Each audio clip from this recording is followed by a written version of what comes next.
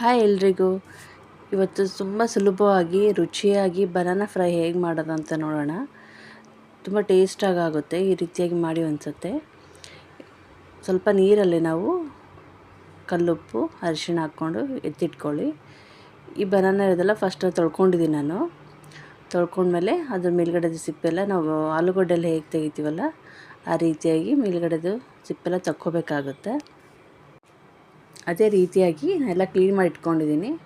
ನಿಮ್ಗೆ ಯಾವ ಶೇಪ್ ಬೇಕೋ ಆ ಶೇಪ್ ಕಟ್ ಮಾಡ್ಕೊಳ್ಳಿ. ನಾನು ಈ ಥರ ಕಟ್ ಮಾಡ್ತಾಯಿದ್ದೀನಿ, ಮಧ್ಯದಲ್ಲಿ ಕಟ್ ಮಾಡಿಕೊಂಡು ಉದ್ದುದ್ದ ಕಟ್ ಮಾಡ್ಕೊಳ್ತಾ ಇದ್ದೀನಿ. ನಿಮ್ಗೆ ಯಾವ ರೀತಿ ಬೇಕಾಗುತ್ತೋ ಆ ರೀತಿ ಮಾಡ್ಕೊಳ್ಳಿ. ಇದೇ ರೀತಿಯಾಗಿ ಎಲ್ಲ ಕಟ್ ಮಾಡಿರೋ ಪೀಸಸ್ನೆಲ್ಲ ನಾವು ಉಪ್ಪು ನೀರಲ್ಲಿ ಹಾಕ್ಕೊಂಡಿದ್ವಲ್ಲ ಅದರಲ್ಲಿ ಹಾಕ್ಕೊಂಡು ಇಟ್ಕೊಳ್ಳಿ ಸ್ವಲ್ಪ ಹೊತ್ತು. ಯಾಕಂದರೆ ಜಿಗುರು ಅದು ಕಹಿ ಅಂಟೆಲ್ಲ ಹೋಗುತ್ತೆ. ಬಾಳೆಕಾಯಿ ಅಲ್ವಾ ಅದು. ಎಲ್ಲನೂ ಅದೇ ರೀತಿ ಅಷ್ಟು ಮಾಡ್ಕೊಳ್ತಾ ಇದ್ದೀನಿ ನಾನು.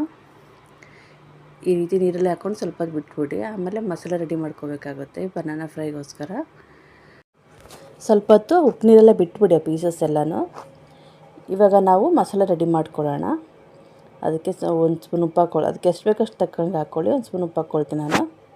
ಹಾಗೆ ಅರಿಶಿಣ, ಒಂದು 2 ಸ್ಪೂನ್ ಖಾರದ ಪುಡಿ ಹಾಕ್ಕೊಳ್ತೀನಿ. ಅದಾದ ನಂತರ ಸ್ವಲ್ಪ ಧನಿಯಾ ಪುಡಿ ಹಾಗೂ ಚಕ್ಕೆ ಪುಡಿ, ಸ್ವಲ್ಪ ಜೀರಿಗೆ ಪುಡಿ ಇದೆ, ಮಿಕ್ಸ್ ಇದೆ ಅದು. ಅಲ್ಲ ಬೆಳ್ಳುಳ್ಳಿ ಪೇಸ್ಟ್ ಹಾಕ್ಕೊಳ್ಳಿ. ನಂತರ ಒಂದು ಅರ್ಧ ನಿಂಬೆಹಣ್ಣು ಹಿಂಡ್ಕೊಳ್ಳಿ. ಇಲ್ಲಿ 3 ಬನಾನಾ ಆಗಿರೋದ್ರಿಂದ ಅರ್ಧ ನಿಂಬೆಹಣ್ಣು ಸಾಕಾಗುತ್ತೆ. ಅರ್ಧ ನಿಂಬೆಹಣ್ಣು ಹಿಂಡ್ಕೊಳ್ಳಿ. ಅದಾದಮೇಲೆ ಒಂದು 2 ಸ್ಪೂನ್ ಕಡಲೆ ಹಿಟ್ಟು ಹಾಕ್ಕೊಳ್ಳಿ. ಕಡಲೆ ಹಿಟ್ಟು ಹಾಕ್ಕೊಂಡ್ಮೇಲೆ ಒಂದು 2 ಸ್ಪೂನ್ ಆಯಿಲ್ ಹಾಕ್ಕೊಳ್ಳಿ. ಈ ಟೈಮಲ್ಲಿ ಸ್ವಲ್ಪ ಆಯಿಲ್ ಹಾಕ್ಕೊಳೋದ್ರಿಂದ ನಾವು ಪೀಸಸ್ಗೆಲ್ಲ ಚೆನ್ನಾಗಿ ಉಪ್ಪು ಖಾರ ಎಲ್ಲ ಇಳ್ಕೊಳ್ಳುತ್ತೆ ಒಳಗಡೆ. ಸ್ವಲ್ಪ ನೀರು ಹಾಕ್ಕೊಳ್ಳಿ. ಎಷ್ಟು ಬೇಕು ಅಷ್ಟು ನೋಡಿ ಅಡ್ಜಸ್ಟ್ ಮಾಡ್ಕೊಂಡು ನೀರು ಹಾಕ್ಕೊಳ್ಳಿ. ನೀರು ಹಾಕ್ಕೊಂಡು ಮಸಾಲೆ ಎಲ್ಲ ನೀಟಾಗಿ ಮಿಕ್ಸ್ ಮಾಡ್ಕೊಳ್ಳಿ. ಒಂದು ಸ್ಟ್ರಕ್ಚರ್ ಬರೋ ಥರ ನೀಟಾಗಿ ಮಿಕ್ಸ್ ಮಾಡಿಕೊಂಡು ಉಪ್ಪು ನೀರಿಂದ ತೆಗೆದು ಇವೆಲ್ಲ ಪೀಸಸ್ಗೂ ನಾವು ಮಸಾಲೆ ಎಲ್ಲ ಫಿಶ್ಗೆಲ್ಲ ಹೇಗೆ ಹಚ್ಚಿಟ್ಟಿರ್ತೀವಲ್ಲ ಅದೇ ರೀತಿಯಾಗಿ ಇದಕ್ಕೂ ಹಚ್ಚಿಟ್ಬಿಟ್ಟು ಸ್ವಲ್ಪ ಹೊತ್ತು ಎತ್ತಿಟ್ಕೊಳ್ಳೋಣ. ಚೆನ್ನಾಗಿ ಆಗುತ್ತೆ. ನಾವು ಫ್ರೈ ಮಾಡೋಕ್ಕೂ ಮುಂಚೆ ಸ್ವಲ್ಪ ರವೆ ತೊಗೊಂಡಿದ್ದೀನಿ, ಬಾಂಬೆ ರವೆ. ಅದಕ್ಕೆ ಸ್ವಲ್ಪ ಉಪ್ಪು ಖಾರ ಹಾಕ್ಬಿಟ್ಟು ಮಿಕ್ಸ್ ಮಾಡ್ಕೊಳ್ತಾ ಇದ್ದೀನಿ.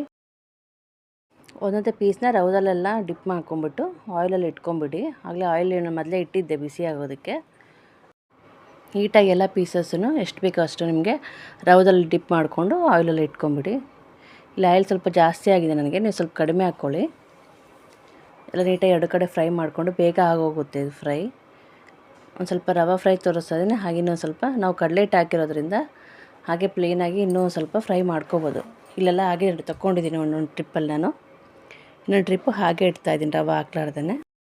ಇದು ಮಧ್ಯಾಹ್ನ ಊಟಕ್ಕೆ ರೆಡಿ ಆಗಿದೆ. ಇವಾಗ ಚಪಾತಿ ಪಲ್ಯ, ಇವಾಗ ಮ್ಯಾಂಗೋ ಸೀಸನ್ ಅಲ್ವಾ, ಮ್ಯಾಂಗೋ ಹಾಗೆ ಬನಾನಾಕಾಯಿ ಫ್ರೈ ತುಂಬ ಚೆನ್ನಾಗಿ ಟೇಸ್ಟಿಯಾಗಿ ಆಗುತ್ತೆ. ಸುಲಭವಾಗಿ ಈಸಿಯಾಗಿ ಆಗುತ್ತೆ. ಅದೇ ರೀತಿಯಾಗಿ ಬನಾನಾನ ನಾವು ಟೀ ಟೈಮಲ್ಲಿ ಸ್ನ್ಯಾಕ್ಸ್ ರೀತಿಯಾಗಿ ಸಹ ತೊಗೋಬೋದು. ತುಂಬ ಟೇಸ್ಟಿಯಾಗಿರುತ್ತೆ. ಸಾಸ್ ಜೊತೆ ಅಂತೂ ತುಂಬ ಚೆನ್ನಾಗಿರುತ್ತೆ. ಮಕ್ಕಳಂತೂ ತುಂಬ ಇಷ್ಟಪಡ್ತಾರೆ. ಸತಿ ಟ್ರೈ ಮಾಡಿ ನೋಡಿ.